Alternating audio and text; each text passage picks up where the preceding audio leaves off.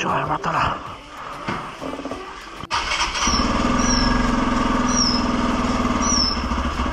হ্যাঁ আসছি, টাটা।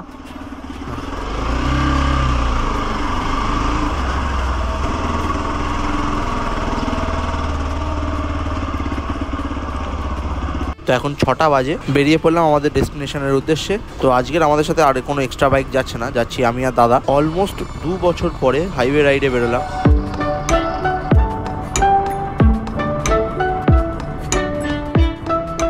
তো অবশেষে একটা রাস্তার উপরে পেট্রোল পাম্প পেলাম, তো এবার তেলটা ভরে নেওয়া যাক।